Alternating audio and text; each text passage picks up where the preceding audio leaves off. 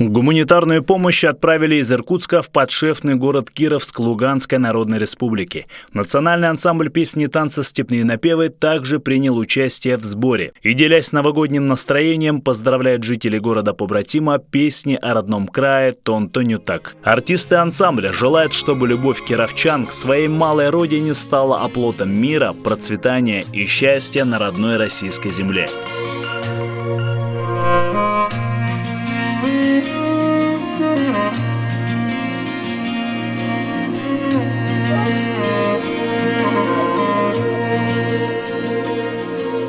Аля кухинду нуридуда, ая хологой репшамда, ангын турен талашене, аршан сурше жебаем жегне.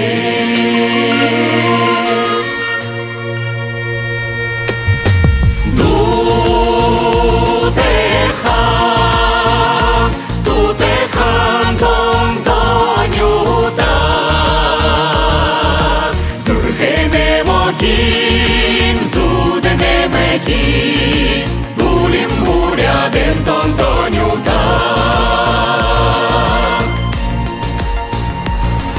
салехан даурга шергеш, саганы дивер бедылгеш, салюну был до шалюн зундаш, самарянга жаларом зандаш.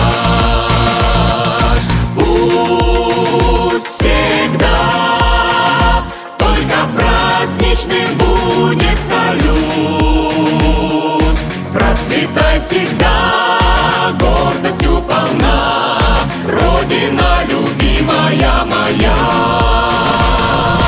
Посылаем праздничный привет и друзьям желаем долгих лет.